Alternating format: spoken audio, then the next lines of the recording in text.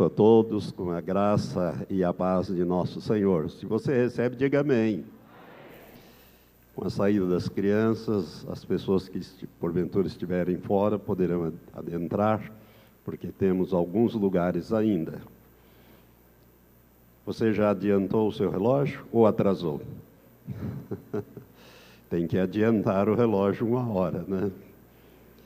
Pela manhã tivemos um bom número de irmãos e creio que esses estavam bem apercebidos para as notícias de mudança do horário de verão. Queria que você abrisse sua Bíblia comigo no Evangelho de Mateus, capítulo 21. Nós vamos ler alguns versículos, aliás, vários versículos da Palavra de Deus. Hoje vamos fazer uma meditação sobre uma das parábolas de Jesus. Mateus, capítulo 21, a partir do verso 23. Convido você a se colocar em pé, depois vai ficar um tempo mais assentado,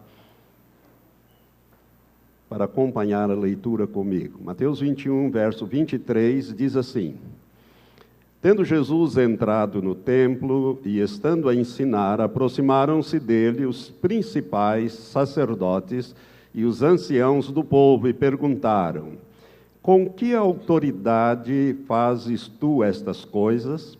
E quem te deu tal autoridade? Respondeu-lhes Jesus: Eu também vos perguntarei uma coisa. Se me disserdes, eu de igual modo vos direi com que autoridade faço essas coisas. O batismo de João, de onde era? Do céu ou dos homens? Ao que eles arrazoaram entre si. Se dissermos do céu, ele nos dirá: então por que não crestes? Mas se dissermos dos homens, tememos o povo, porque todos consideram João como profeta. Este João aqui é João Batista. Responderam, pois, a Jesus: Não sabemos. Disse-lhes ele: Nem eu vos digo com que autoridade faço estas coisas. Agora Jesus vai contar 3 parábolas seguidas sobre o mesmo assunto. E ele vai falar com estas pessoas, extensivamente ao todo o povo, falando com os principais sacerdotes, os principais anciãos do povo, e todo o povo que estava ouvindo ele vai contar 3 parábolas muito interessantes. Jesus continua falando: Mas que vos parece? Um homem tinha 2 filhos, e chegando-se ao primeiro, disse: Filho, vai trabalhar hoje na vinha? Ele respondeu: Sim, Senhor, mas não foi. Chegando-se então ao segundo, falou-lhe de igual modo. Respondeu-lhe estes: Não quero. Mas depois, arrependendo-se, foi. Qual dos 2 fez a vontade do Pai? Disseram eles: O segundo.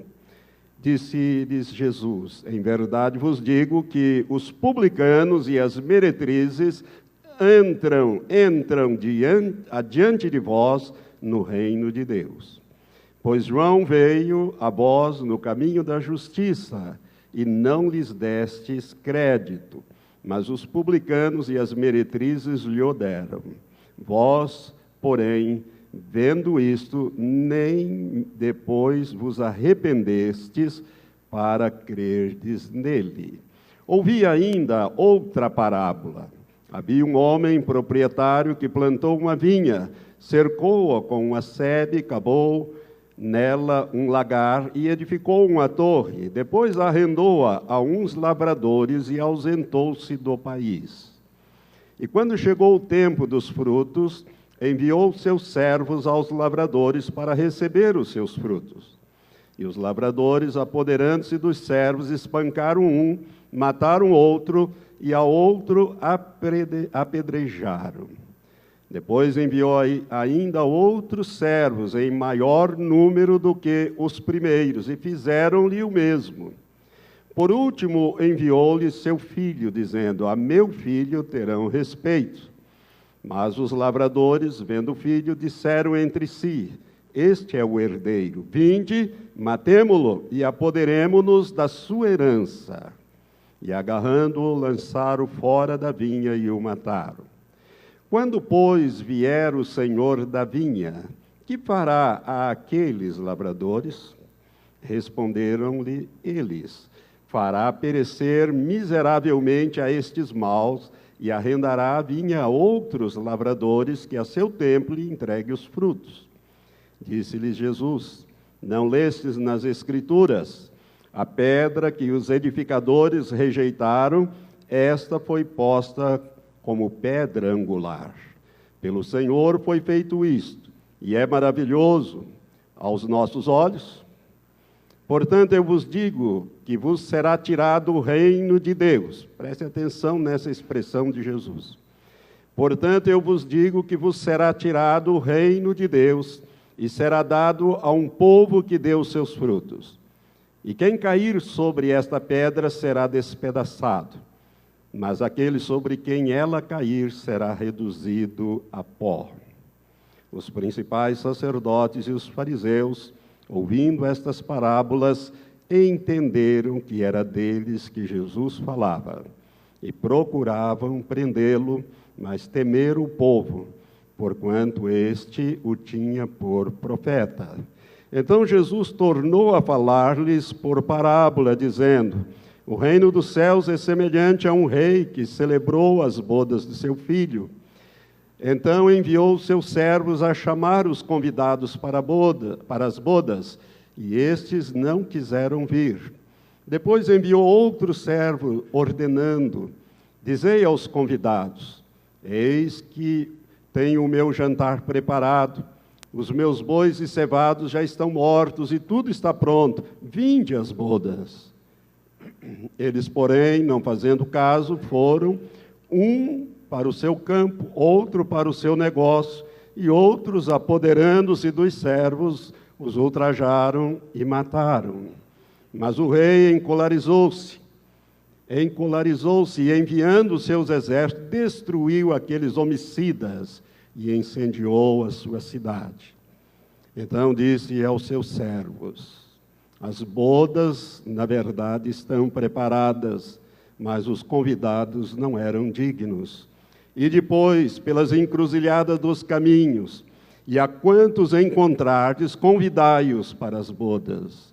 E saíram aqueles servos pelos caminhos e ajuntaram todos quantos encontraram, tanto maus como bons. E encheu-se de convivas a sala ou salão nupcial.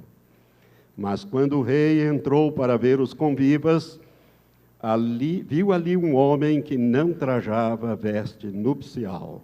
E perguntou-lhe: amigo, como entrastes aqui sem teres vestes nupcial? Ele, porém, emudeceu. Ordenou então o rei aos servos: amarrai-o de pés e mãos e lançai-o nas trevas exteriores. Ali haverá choro e ranger de dentes, porque muitos são chamados, mas poucos os escolhidos. Que Deus abençoe esta palavra ao nosso espírito. Senhor, queremos aprender contigo através dessas escrituras, Senhor.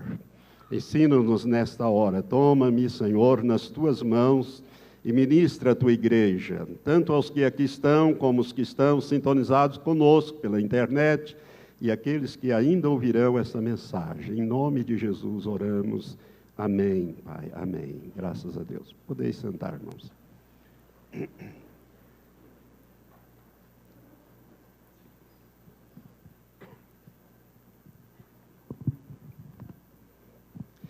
Irmãos, eu fiz essa longa leitura para que você se situe no contexto. Jesus estava ministrando no templo, como ele costumava fazer, e ali chegaram os principais sacerdotes e os principais anciãos do povo e questionaram Jesus. Jesus faz uma pergunta, em contrapartida eles não dão resposta. Jesus disse: então eu também não digo com que autoridade eu faço essas coisas. Mas aí Jesus vai contar 3 parábolas para responder àquela indagação. E aqueles líderes religiosos, ao final da segunda parábola, já compreenderam a resposta que Jesus queria dar. E eles ficaram muito irados com a resposta que Jesus deu. E essa resposta ela tem fundamento na história religiosa do povo de Israel. Irmãos, Jesus contou ao longo do seu ministério, os evangelhos registram que Jesus contou 39 parábolas. E esta é uma das sequências onde ele conta 3 parábolas, abordando o mesmo assunto em diferentes ângulos e fazendo acrescentamentos em cada uma delas. Eu não vou me ater às 3 parábolas, porque seria uma longa meditação, talvez de alguns domingos, mas eu quero ir para a última dessas parábolas, que é a parábola das bodas, porque é nesta parábola que Jesus revela a igreja. Aliás, ele vem revelando, quando ele fala de 2 filhos, né, o filho a quem ele diz, vai trabalhar na vinha, parece ser o filho mais velho, e esse filho diz, eu vou, mas não vai. E o outro, que seria o mais novo, talvez o mais preguiçoso, mais indolente, e ele diz, não quero, eu não vou não. Mas depois, ele se arrependendo, ele acaba indo. Então nós temos 2 filhos aqui e uma vinha. Nós temos também a segunda parábola, que é mais séria ainda, dos lavradores maus. E aí vai ficando mais claro para nós como que os líderes religiosos influenciaram aquele povo. E influenciaram para pior. Irmãos, se você notou nesta parábola, este rei dessa terceira parábola é um símbolo do próprio Deus. Esse rei representa Deus.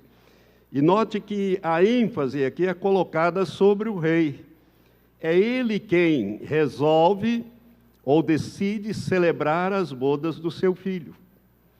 É ele, o rei, que envia os convites através dos seus servos, no caso, os profetas de Israel, convidando o povo a vir para esta festa, para esta comunhão, para este momento de alegria, para o reino. É ele também que reafirma mais tarde este convite, através de outros servos, conforme era o costume da época, quando ia se aproximando a data daquela festa, daquele casamento, o rei mandava mais servos lembrar os convidados que estava se aproximando o dia da grande festa, para eles se prepararem. É ele que supervisiona todos os preparativos, e é ele, o rei, que faz o convite final. Vinde às bodas. Vinde às bodas. Deus, se você olhar para alguns textos, nós vamos ler alguns textos, eu queria que você me acompanhasse, né? Os grandes profetas, você pode ver que depois daquelas lideranças dos reis de Israel, etc., quando nós entramos naquele período de decadência, quando o reino se divide, Deus, então, ele levanta profetas, por exemplo, Isaías, ele levantou, o grande profeta Isaías, e usou a boca de Isaías, a pena inspirada de Isaías, para chamar o povo ao arrependimento. No capítulo 2, se você acompanhar comigo, abra aí a sua Bíblia no livro do profeta Isaías, no capítulo 2, nós vamos encontrar um convite de Deus ao povo. No verso 5, Deus, usando o profeta Isaías, no capítulo 2, verso 5, ele diz, vinde, ó casa de Jacó, e andemos na luz do Senhor. Ele faz um convite para que o povo de Israel viesse a ele e recebesse, andasse na luz do Senhor. Vinde, diz a palavra, na parte final, né? E diz, vinde e andemos, diz o verso 5, Agora, pois, vos farei saber o que hei de fazer à minha vinha. Tirarei a sua sebe e será derribada. Espera aí, é capítulo 2, desculpa, eu estou lendo 5, mas é o capítulo 2, verso 5. O capítulo 2, no verso 5, o Senhor diz: vinde, ó casa de Jacó, e andemos à luz do Senhor. Então, o primeiro convite pelo grande profeta Isaías nós temos aqui. Mas será que o povo veio? Não. O povo continuou na sua obstinação. Seus líderes não atendiam o chamado e não levavam o povo ao arrependimento. Os sacerdotes da época de Isaías. Tanto que no capítulo 55, Deus torna a repetir esse convite. No capítulo 55, no verso 1, o Senhor diz: ó vós, todos os que tendes sede, vinde às águas. E os que não tendes dinheiro, vinde, comprai e comei. Sim, vinde e comprai, sem dinheiro e sem preço, vinho e leite. Aqui nesse versículo, Deus chama 3 vezes. Ele diz: vinde, vinde, vinde. Ele insiste com o povo. Ele diz: olha, eu quero ter comunhão com vocês. Eu quero comer com vocês. Eu quero festejar com vocês. Venham, comam. Não tem dinheiro, vem. Eu vendo fiado. É como mais ou menos Deus estivesse dizendo, né? Mas eu quero a comunhão com vocês. Mas o povo não via. Jesus está falando, ele está repetindo. Eu estou lembrando para você os textos que mostram esse convite de Deus. Vinde, vinde, vinde. Jesus está rememorando ao povo aquilo que aconteceu. No profeta seguinte, que é o profeta Jeremias, no capítulo 50 do livro do profeta Jeremias, Deus vai falando novamente, né? Ele vai convidando, usando o grande profeta Jeremias, o profeta que antecedeu o cativeiro da Babilônia, né? Aquele profeta já do cativeiro praticamente, porque foi nos dias de Jeremias, das suas profecias, que Deus levou o povo ao cativeiro da Babilônia, já que não havia arrependimento. Na parte final desse verso 5, do capítulo 50, o Senhor diz: vinde e uni-vos ao Senhor num pacto eterno que nunca será esquecido. Capítulo 50, verso 5, parte final, o convite de Deus é: vinde e uni-vos ao Senhor num pacto eterno que nunca será esquecido. Mas o povo não veio. O povo era de dura serviço. Jesus está relembrando isso. No profeta seguinte, que é o profeta já do cativeiro, o profeta Ezequiel, né, no capítulo 33, o Senhor torna a rememorar isto, a falar novamente. No capítulo 33, o verso 30, o Senhor novamente fala na parte final: vinde, peço-vos, e ouvi qual seja a palavra que procede do Senhor. Irmãos, o povo foi convidado várias vezes pelos seus servos, ou seja, os servos enviados. Alguns eles mataram, Isaías mesmo foi cerrado pelo meio. A história eclesiástica, a história bíblica diz isso. Não a Bíblia, o texto da palavra. Jeremias morreu no Egito, foi levado à força para o Egito. E assim aconteceu com vários dos seus servos, profetas. Um eles matavam, outro apedrejavam. Jeremias foi parar dentro do calabouço, ficou lá no meio daquele barro, dentro de um poço. Foi jogado dentro de um poço. É o profeta chorão, né? Ele que dizia: não sei por que eu nasci para sofrer tanto. E Jeremias sofreu muito, né? E era um homem extraordinário nas mãos de Deus. Mas Deus continuou a falar com o povo de Israel, mesmo com esses profetas que nós chamamos de profetas menores. Depois de Daniel, você vai encontrar o livro do profeta Oséias. Um pouquinho para frente de Daniel, você encontra o livro do profeta Oséias. No capítulo 6, Deus torna a falar ao povo. Aqui já passou o cativeiro, já voltaram, etc. e Deus torna a falar com ele: vinde e tornemos para o Senhor, porque ele despedaçou e nos sarará, fez a ferida e nola atará. Ou seja, Deus diz: olha, eu tive que ferir vocês com o cativeiro, 70 anos de dureza, mas eu quero curar, eu quero restaurar, venham. E o povo não vinha, o povo não vinha. Nós continuamos olhando para os textos bíblicos, mais para frente, o livro do profeta Miqueias. Avança aí algumas páginas e você vai encontrar o livro do profeta Miqueias depois de Jonas.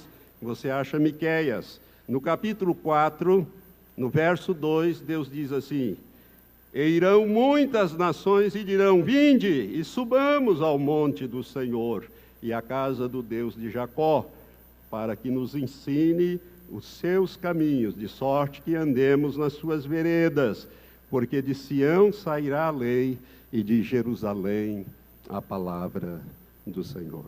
Novamente Deus diz: vinde, venham, venham, venham, mas o povo não vinha.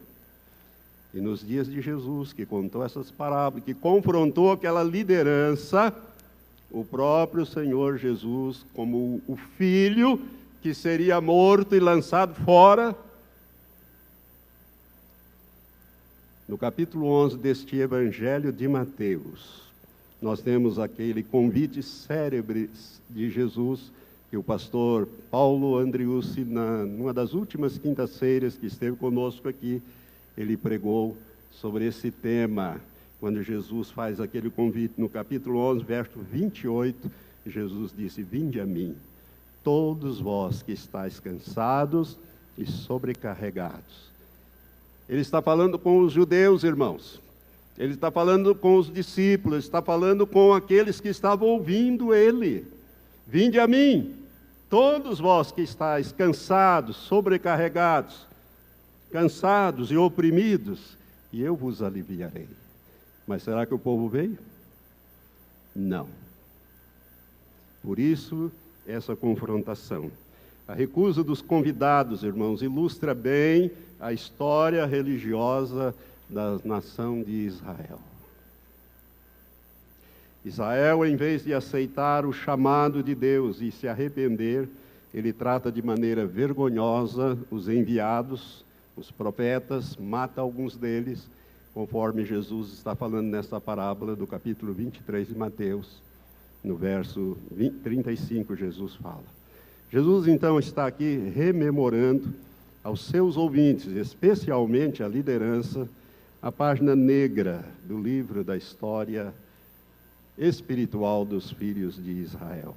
Os fariseus, os mestres da lei, os sacerdotes, os anciãos, eles compreenderam que Jesus estava se referindo a ele nesses dias. Mas a parábola, ela fala também da igreja. A parábola das bodas, ela fala da igreja. E os convidados aqui são convidados pelo próprio rei.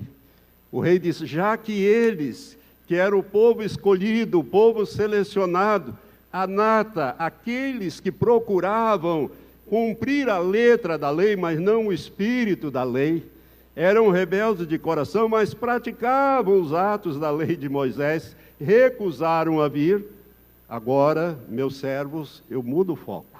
Aqueles não vão participar da minha ceia.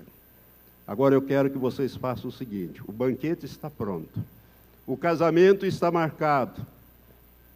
Agora vocês vão sair pelos caminhos, pelas encruzilhadas, pelos valados, e vocês vão chamar a todos quantos vocês encontrarem, bons e maus. Irmãos, eu fico admirado com o amor de Deus, me encanta o amor de Deus e a misericórdia de Deus, porque Ele manda agora trazer aqueles que aos olhos até das pessoas eram más. Nós tivemos o privilégio de ter aqui alguns anos, ministrando nessa igreja, às quartas e às vezes às quintas, o pastor Paulo Canuto. Pastor Paulo Canuto, quando eu o conheci a primeira vez, eu ainda era juiz. E eu me lembro que eu o convidei, naquela oportunidade que ele veio pregar lá na tenda ainda, primeira vez que ele esteve conosco. Eu não era pastor consagrado. Eu o convidei para jantar comigo, na nossa casa, lá no apartamento. E depois de conversarmos um pouco ali, durante o jantar, ou após o jantar, não me lembro bem, eu olhei bem para ele e disse: Pastor Paulo, só o amor de Deus e a grande misericórdia de Deus possibilitou este encontro entre nós dois. Um ex-bandido e um juiz, sentados comendo juntos, na minha casa. Só o grande amor e a grande misericórdia de Deus com a sua vida e com a minha vida, para isto acontecer. Eu disse isso para ele, eu acho que ele se lembra disso. Nós tivemos isso. Irmão, preste atenção. Quem que chamaria para as bodas do seu filho um bandido do tipo daquilo que foi o pastor Paulo Canuto, e até piores, porque a gente conhece testemunho de gente pior que está no reino hoje, e que foi resgatado pelo grande amor de Deus, pela grande bondade, pela grande misericórdia de Deus. Eu pergunto para você, seja bem sincero, se você fosse celebrar o casamento do seu filho, você convidaria esse tipo de gente para ir na sua casa, entrar lá na sua casa, festejar com seus amigos, seus convidados? Quando a gente vai convidar alguém para as bodas dos nossos entes queridos, nossos filhos, vamos dizer assim, a gente seleciona as famílias, e nem sempre se convida todos os familiares, ainda tem isso ainda, mas prioritariamente a família e os principais amigos, tanto do noivo como da noiva, como dos pais do noivo e da noiva. Não é assim que funciona? A gente não vai convidar bandido, assassino, gente que da pior qualidade, mas Deus convida para o seu reino, para morar com Ele, para estar com Ele. Ele diz: olha, saiam pelos caminhos, pelos becos, como diz o texto paralelo de Lucas, e busque essa gente. Busque essa gente. Esses pobres, miseráveis, cegos, aleijados. O texto de Lucas diz essas coisas. Irmãos, espiritualmente nós somos assim, ou éramos assim, mas Deus nos chama para esse banquete. Isto é o amor de Deus. Porque os judeus rejeitaram o convite de Deus. Por isso é que Jesus, o pastor Matias falou na última quarta e na última quinta, ele ministrou esta palavra. Está aqui nesse livro de Mateus mesmo, no capítulo 15, aquele incidente com a mulher cananeia, né, que veio gritando atrás de Jesus ali, a partir do verso 21, e aí Jesus não responde nenhuma palavra. Aquela mulher era uma estrangeira, era uma mulher da terra de Canaã, a filha terrivelmente endemoniada, e vem aquela gritaria, e os discípulos ficam incomodados e dizem: Senhor, atende, resolve isso aí, já estamos fartos dessa gritaria. E Jesus disse: eu não vim senão para as ovelhas perdidas da casa de Israel. Que resposta esquisita essa de Jesus. Para nós hoje, nós não entendemos bem, mas Jesus veio para os que eram seus, e os seus não o receberam. Ele disse: eu não vim senão para as ovelhas perdidas da casa de Israel. A prioridade é a casa de Israel. Eu vim buscar os filhos de Israel, vim chamar, é a última oportunidade. Era o filho que o pai estava enviando. Mas o que eles fizeram? Pegaram o filho e mataram. Mataram fora da cidade, como diz o texto. Jesus foi morto fora da cidade de Jerusalém. É por isso, irmãos, que às vezes nós não entendemos certos trechos. Jesus, quando esta mulher se aproxima dele e o adora, ela diz: Senhor, socorre-me. E Jesus ainda continua, ele diz, não é bom pegar do pão dos filhos e lançar aos cachorrinhos. Olha que palavra. Mas aquela mulher, ela tinha humildade, mas os cachorrinhos também comem do mesmo pão dos filhos. Só que eles comem das migalhas. E Jesus olha para aquela mulher e diz, ó mulher, grande é a tua fé, seja-te feito como crestes. Mas Jesus veio prioritariamente para a casa de Israel. Irmãos, é por isso que quando ele chegou em Jerusalém, montado naquele jumentinho, na última semana que ele entrou triunfalmente, foi a última semana de vida dele, ele olhou para Jerusalém e chorou sobre Jerusalém. Ele disse, se tu soubesses, ao menos neste dia, o que poderia trazer a paz, mas está encoberto aos teus olhos.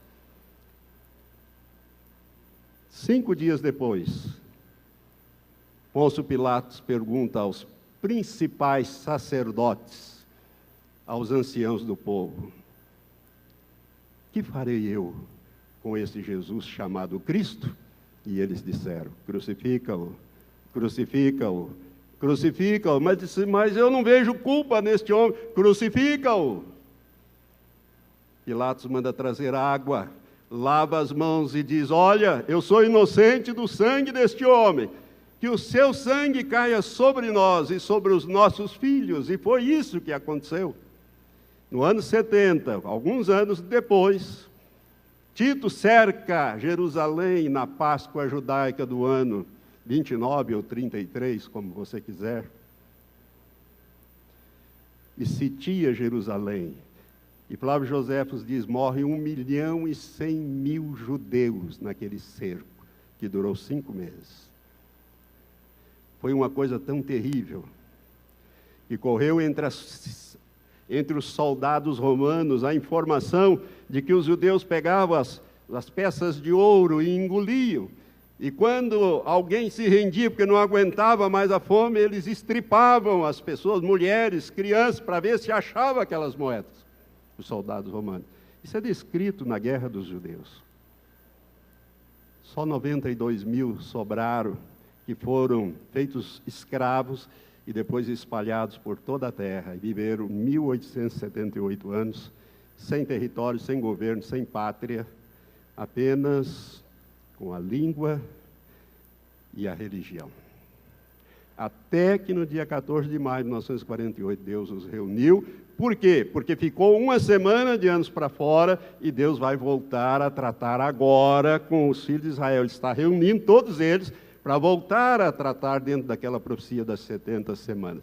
Irmãos, Jesus está exatamente colocando as coisas aqui.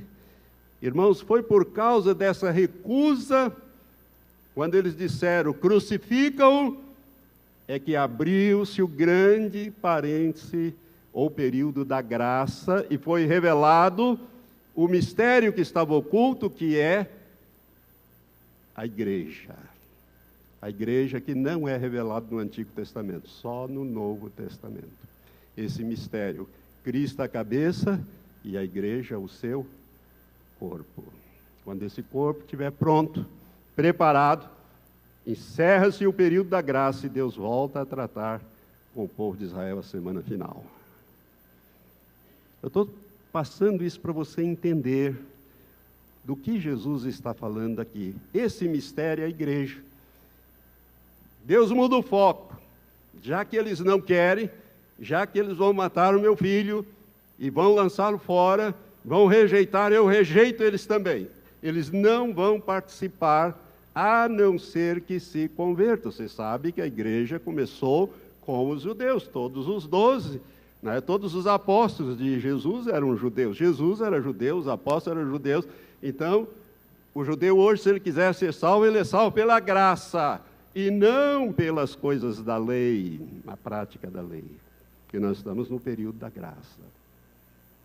Por isso, irmãos, muito importante isso que Jesus está ensinando. Mas aqui tem uma palavra também importante e até meio difícil, se a gente não pegar todo o contexto, que são essas vestes nupciais de que o Senhor fala nessa parábola, no capítulo 22, Jesus fala que aqueles servos, então, foram pelas encruzilhadas, pelos caminhos, e encontraram e trouxeram aquelas pessoas para as bodas. E quando entrou-se ali, o rei foi dar uma checada nos convivas, achou um homem que não tinha vestes nupciais. Como que nós vamos entender isso? Vestes nupciais aqui, irmãos, simboliza vida espiritual. Diga para quem está do teu lado, se vestes espirituais é o mesmo que vida espiritual. É o mesmo que vida espiritual. Preste atenção.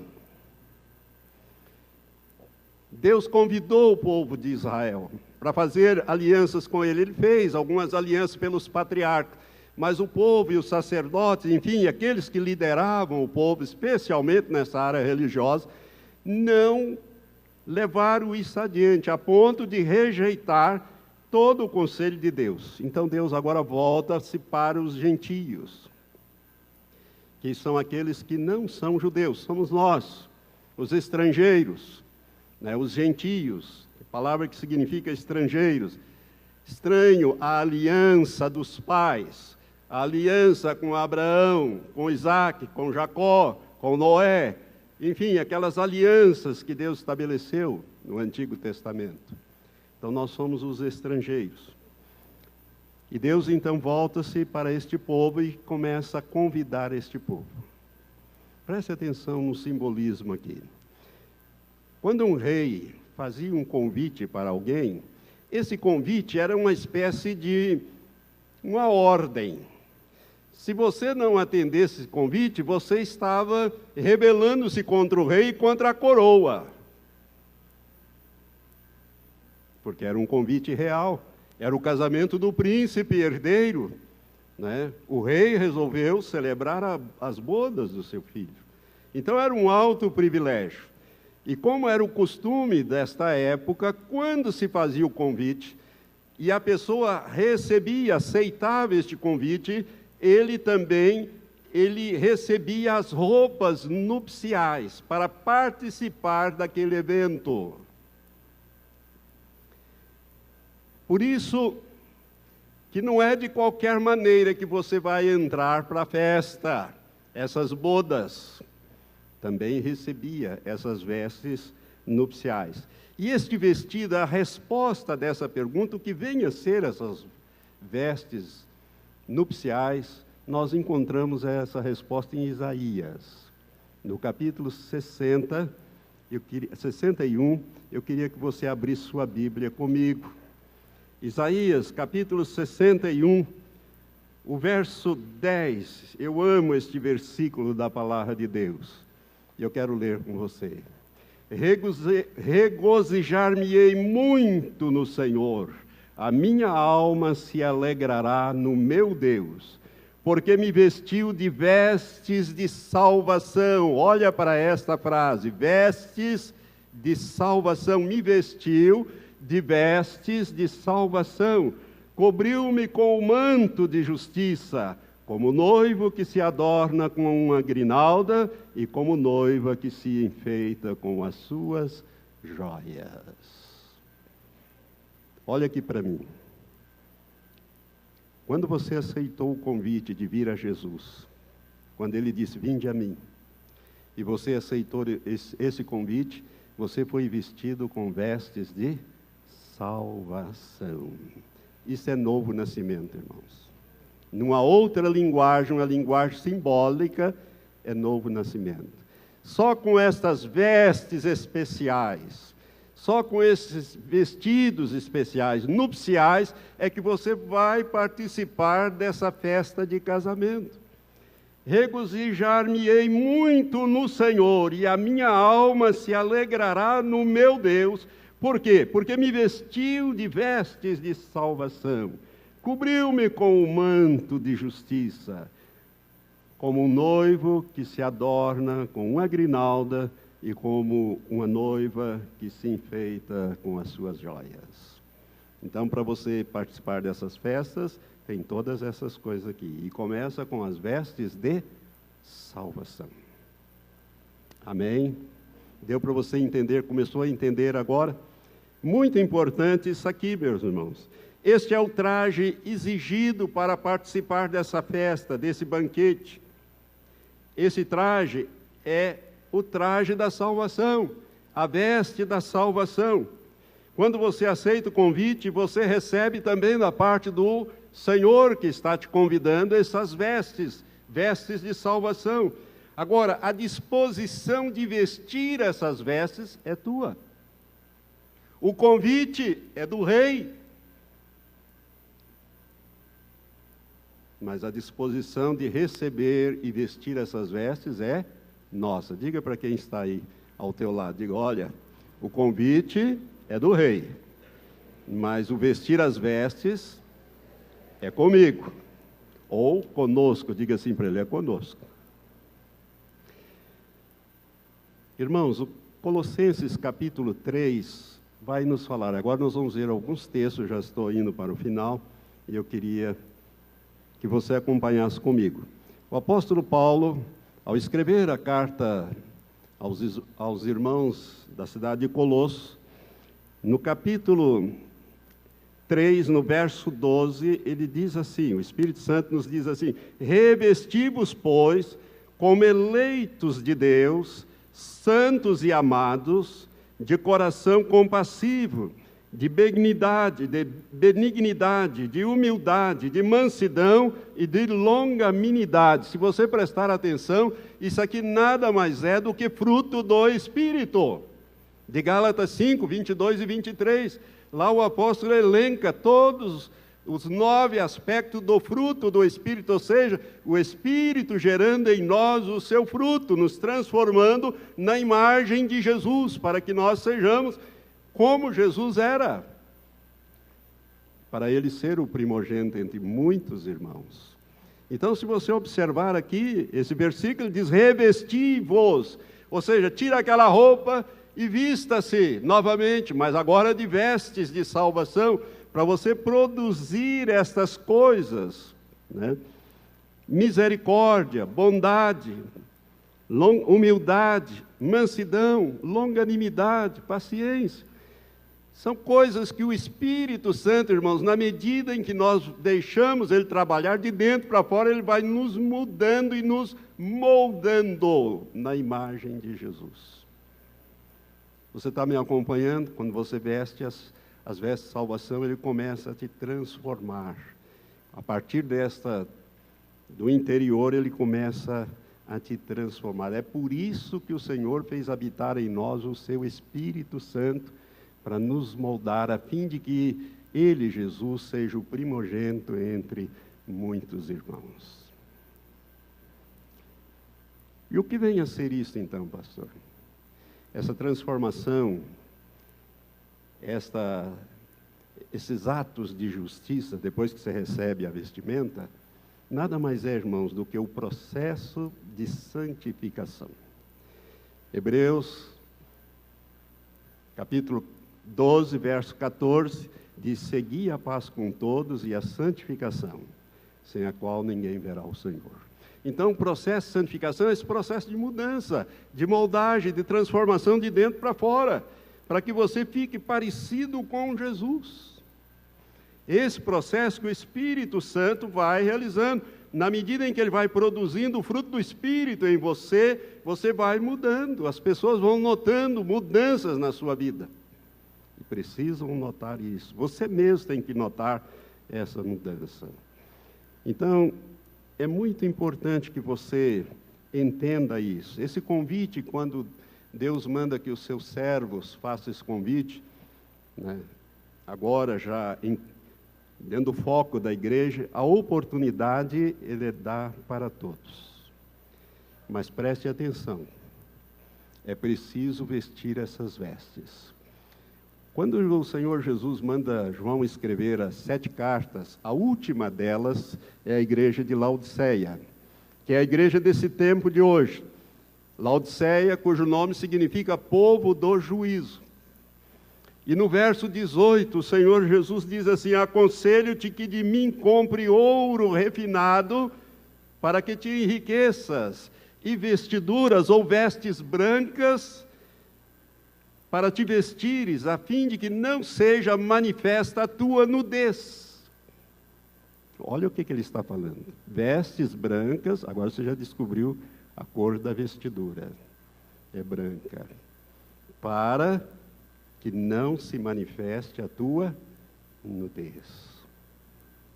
É muito importante que você entenda isso. Algumas pessoas na igreja de Laodiceia estavam pensando que estavam vestidas, mas Jesus olha para elas e diz: vocês estão nus. Vocês não têm as vestes. Vocês estão pensando que está tudo bem, mas não está não. Vocês não conseguem nem enxergar. Comprem de mim colírios, para que vejam. Ouro refinado, para que te enriqueças. Vestes brancas, para que te vistas. Irmãos, as vestes são muito importantes nessa história toda, desse contexto todo de que Jesus está falando e que a palavra de Deus está falando. Nós estamos no livro de Apocalipse. Vá comigo lá no capítulo 16. O Senhor, quando dá esta palavra, no capítulo 16 de Apocalipse, ali bem no finalzinho já, próximo dos juízos das taças, bem no final, ele diz assim, no verso 15 de Apocalipse 16, ele diz: eis que venho como ladrão. Bem-aventurado aquele que vigia e guarda as suas vestes, para que não ande nu e não se veja a sua nudez. Ele diz: olha, eu venho como ladrão. Vigie as suas vestes. Você tem vigiado as suas vestes, irmãos? Como é que estão as tuas vestes?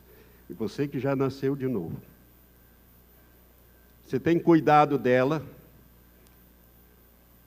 A Bíblia diz em Efésios 5, 26, 27, Jesus diz que Ele está lavando a igreja pela palavra, a fim de apresentá-la a si mesmo, igreja gloriosa, sem mácula, sem ruga, mas santa e irrepreensível. Ou seja, as suas vestes têm que estar brancas. Essa lavagem é permanentemente pela palavra, através da palavra, a palavra que tem que te mudar, que tem que te moldar, que tem que transformar. Se a palavra de Deus não faz isso, nada mais faz. Não é oração, não é jejum, é a palavra que te lava. Quando você é confrontado com a palavra, você vê que está nu. Ou que as suas vestes estão manchadas, que precisa de reparo, que precisa da cobertura do sangue de Jesus. Lembra-se daquela multidão lá no capítulo 7 de Apocalipse, a partir do verso 9, que veio da grande tribulação, lavaram as suas vestes no sangue do Cordeiro. Mas vieram da grande tribulação. A lavagem das vestes é no sangue do Cordeiro. Por isso é que a Bíblia diz que nós temos que tratar o pecado da nossa vida todo dia e diariamente. Porque o sangue de Jesus, teu Filho, nos purifica de todo o pecado. Se confessarmos os nossos pecados, Ele é fiel e justo para nos perdoar os pecados e nos purificar de toda injustiça. A Bíblia diz nessa 1 de João, que o sangue de Jesus, seu Filho, nos purifica de todo pecado.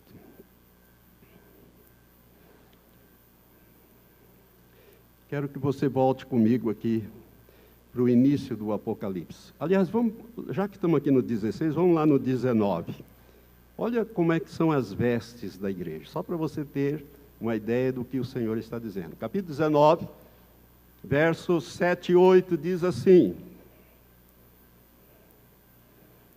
regozijemo-nos e exultemos e demos-lhe a glória, porque são chegadas as bodas do Cordeiro, e já a sua noiva se preparou, e foi-lhe permitido vestir-se de linho fino, resplandecente e puro, pois o linho fino são as obras justas dos santos. Preste atenção, irmãos. Nós temos que cuidar dessas vestes, que nos foi dada quando nós aceitamos o convite das bodas. O Senhor, ao fazer o convite, com a aceitação do convite, Ele nos possibilita entrar através dessas vestes. Por isso que nesta simbologia da parábola, quando o rei vem no banquete, no salão de festa, e olha e vê alguém sem as vestes, é claro que seria impossível, mas Jesus coloca isso aqui, esse personagem isolado ali, sem as vestes nupciais, e quando pergunta para ele, ele fica mudo, ele diz, amarre os pés, as mãos, lance fora, não é o lugar dele aqui, aqui tem que ter vestes nupciais, limpas, santas, puras, jogue para fora. E aí Jesus dá a essência dessa parábola, ele diz, muitos são chamados, mas poucos são os escolhidos. Agora preste atenção como essas vestes são importantes. Nós estamos lendo aqui, no verso 8, e foi-lhe permitido vestir-se de linho fino, resplandecente e puro, pois o linho fino são as obras justas dos santos. Agora eu quero que você vá lá quando o Senhor faz a promessa em Apocalipse capítulo 3, quando ele manda escrever a carta à igreja em Sardes. O Senhor fala algo muito importante aqui nessa promessa que ele fez à igreja em Sardes. Versos 4 e 5 diz assim: mas também tens em Sardes algumas pessoas que não contaminaram as suas vestes, e comigo andarão vestidas de branco, porquanto são dignas. Preste atenção nessa linguagem. Não contaminaram as suas vestes. Ou seja, viveram cuidando das vestes. Não deixaram-se contaminar as suas vestes. E o Senhor, falando, ele diz, algumas pessoas, eu fico triste porque não são muitas pessoas, são algumas pessoas que existiam na igreja em Sardes. Algumas pessoas que não contaminaram as suas vestes, e comigo andarão vestidas de branco, porquanto são dignas. Agora presta atenção no 5. O que vencer será assim vestido de vestes brancas, e de maneira nenhuma arriscarei o seu nome do livro da vida. Antes confessarei o seu nome diante de meu Pai e diante dos seus anjos. Quem tem ouvidos, ouça o que o Espírito diz às igrejas. Preste bem atenção nesse verso 4 e nesse verso 5. Jesus, no verso 5, ele está dizendo, olha, se você não cuidar das suas vestes, não mantivê-las limpas, você pode ter o seu nome riscado do livro de convidados, que é o livro da vida. O crente pode perder a salvação? Muitos entendem que não, mas a Bíblia é clara a esse respeito, e esse versículo aqui não deixa dúvida. O Senhor está falando aqui da possibilidade de você ter o seu nome riscado do livro da vida. Você está entendendo, meu irmão? Como é responsabilidade sua manter essas vestes limpas? Vida cristã, irmão, não é viver de qualquer jeito. E depois, no fim, Deus, Pai bondoso, vai, passa a mão assim na cabecinha e está tudo certo. Não! Você foi convidado para participar da maior festa que vai existir em toda a criação de Deus. O casamento de nosso Senhor Jesus Cristo. E você já recebeu as vestes nupciais. Cuide dela. Aperfeiçoe. Deixe ela resplandecente. São os atos de justiça. Deixa eu te fazer uma pergunta. Você é justo nas suas ações? Ou você sempre quer levar vantagem? Você é justo com seus empregados, com a sua empregada, você, irmã, é justo com a sua empregada, ou você explora ela, faz ela para trabalhar demais horas, às vezes, e não paga ela? Como você é no cotidiano, meu irmão, minha irmã? São os atos de justiça que vai fazer essa veste resplandecer. É o que diz Apocalipse 19, versos 7 e 8, que nós lemos. Agora Jesus vem e diz isso aqui.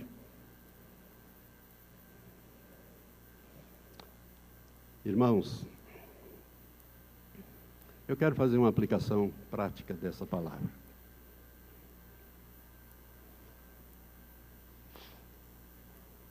Hoje, 16 de outubro, Nós já percorremos neste ano 290 dias. Faltam apenas 76 dias para encerrar esse ano bissexto. Você, na nova dispensação, antigamente Deus levantava profetas e enviava os profetas. Na nova dispensação é diferente. Jesus disse, quando ele encerrou o seu ministério, quando ele foi subindo, o que ele disse? Ide por todo o mundo, fazei discípulos de todas as nações. Você, então, está comissionado a fazer convite para as bodas. Nesses 290 dias desse ano, quantas pessoas você convidou para o reino? Com quantos você falou sobre o reino? Eu quero dar um testemunho. Eu falei com vários. Eu posso dar o testemunho de mim. Isso é coisa pessoal. Não estou falando de pastores, irmãos. Pastores é para ensinar a palavra, para te incentivar, para manter você, né, motivado, ensinado, para você crescer, para você fortalecer, para você ser uma ovelha produtiva. É para isso que é para edificar o corpo de Cristo. Mas para produzir outras ovelhas tem que ser ovelha. Com quantos você falou este ano? Faltam 76 dias para terminar esse ano. Você vai correr atrás do prejuízo? Oxalá você tenha feito isso. Por quê, irmãos? Porque o tempo está acabando. Você é responsável por ser sal da terra e luz do mundo com aquelas pessoas que estão ao seu redor. Você falou com a sua empregada lá de casa sobre o reino? Você convidou ela para o reino? Para as festas da boda? Ou você acha que é só você que é digno dessas festas? O que Jesus disse? Saia pelas encruzilhadas, pelos caminhos, pelos becos. Chame os bons, chame os maus também. Ou você só tem empregado para aquela vizinha boazinha que fala só bem de você, mas aquela outra do outro lado que desce-lhe a língua, você diz, essa eu não quero lá na festa comigo, não. Não cabe você salvar este e não salvar aquele. Jesus quer salvar a todos. Deus, o Rei, quer o convite a todos. Eu estou pregando essa palavra com um objetivo muito claro. Talvez você diga assim, pastor, eu não sei falar das coisas de Deus. Eu quero dizer uma coisa para você, a sua vida vai falar mais alto do que as suas palavras. Pode escrever isso, vai mesmo. As pessoas vão olhar para a sua vida e vão querer saber, mas o que é que há com você que você é diferente dos outros?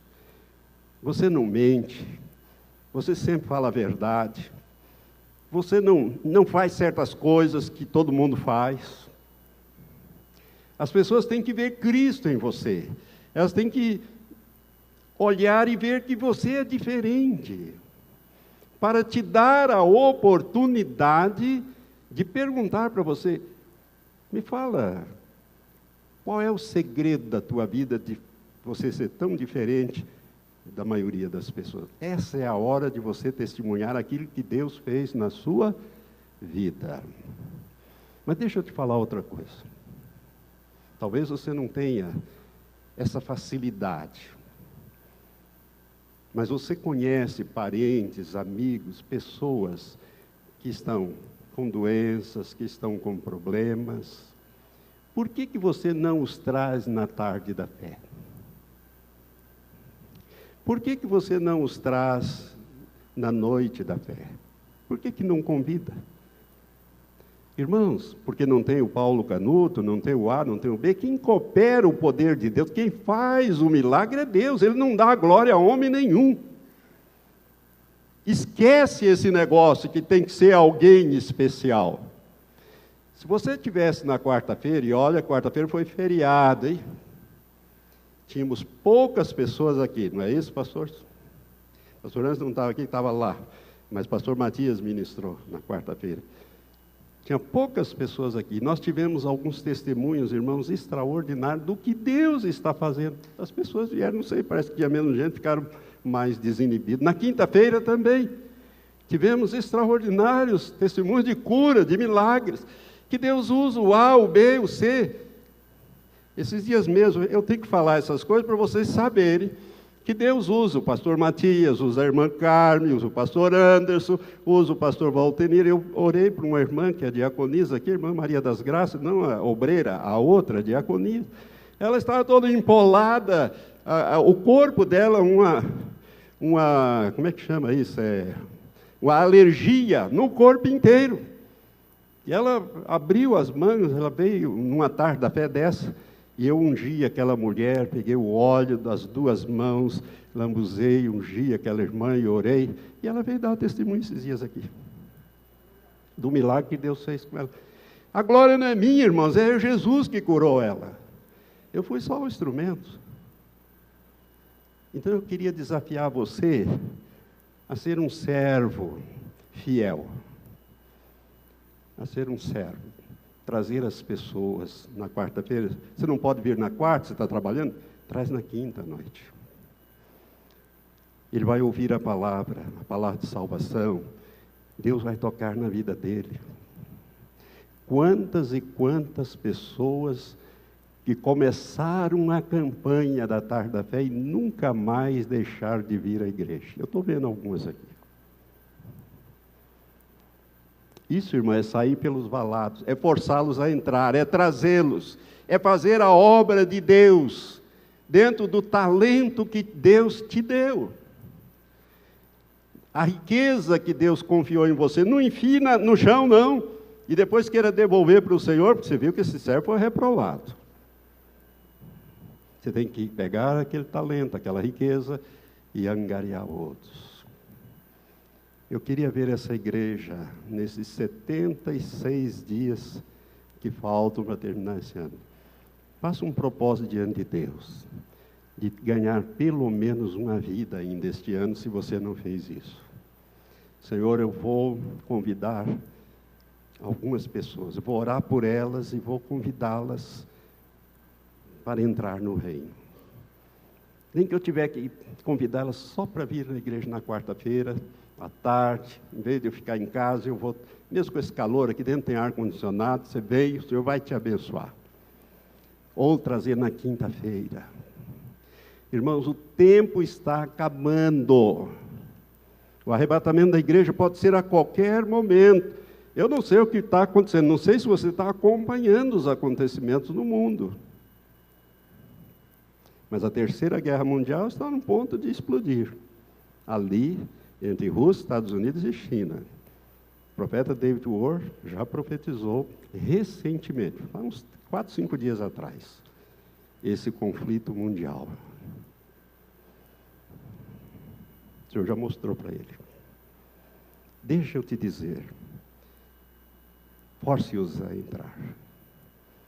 Testemunhe com a sua vida e testemunhe também com as suas ações. O tempo está acabando. Você foi chamado para produzir ovelhas. Amém? Se você é uma ovelha, você já recebeu as vestes, cuida dessas vestes. Não deixe elas se contaminarem. Não se contamine com o mundo. É possível isso? É. Deus habita dentro de você através do Espírito Santo. Não somente para operar os milagres que Ele vai te usar, mas também para te dar uma vida santa, para você vencer as tentações e as provações. Por isso, venha buscar amanhã, segunda-feira, um revestimento do Espírito Santo. Deus quer que você produza o fruto do Espírito. As pessoas precisam ver em você a mansidão, o domínio próprio, o amor, o fruto do Espírito. Então, irmão, preste atenção. Você foi chamado, você aceitou o convite, você recebeu as vestes nupciais. Cuida dessas vestes em santificação, preserve essas vestes, aperfeiçoe essas vestes com atos de justiça, seja sempre uma pessoa como Jesus foi. Jesus disse: olha, vinde a mim, todos vós que estáis cansados, sobrecarregados, e eu vos aliviarei. Tome sobre você o meu jugo, aprenda a andar comigo. Eu sou manso, eu sou humilde de coração. E você vai encontrar descanso para você, para a sua alma. Vamos ficar em pé.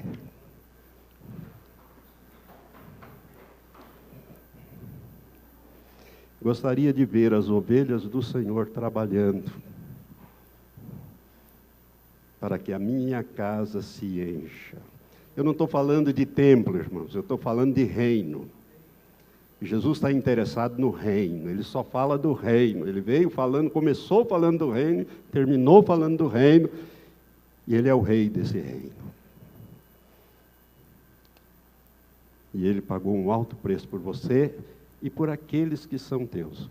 Os teus parentes, aprenda a orar e a fazer batalha espiritual para eles, ou por eles, para você vê-los todos no reino, e você vai vê-los. Amém? Levante as suas mãos. Pai, eu quero te agradecer por esta noite, por essas parábolas, Pai. Ó Deus, porque o Senhor não nos deixou à mercê. O Senhor nos amou antes da fundação do mundo. A tua palavra diz que o Senhor nos elegeu nele antes da fundação do mundo, para sermos santos e irrepreensíveis nele em amor. Ó Pai, conforme está escrito lá em Efésios, no capítulo 1, os primeiros versículos da tua palavra. E agora, Pai, que ouvimos a explicação, Senhor, a aplicação também prática desta palavra, eu quero te pedir, move os corações dos meus irmãos, das minhas irmãs, para que tenham uma vida separada, santificada, e que o Senhor possa nos usar ainda este ano para levarmos outras vidas ao teu reino. Queremos ser instrumento nas mãos do Senhor para acrescentar outros a este grande banquete, a esta grande festa. Perdoa-nos, Senhor, a negligência, o comodismo, a acomodação, Senhor. Satanás tem nos enlaçado nessas coisas e feito ver apenas as nossas necessidades.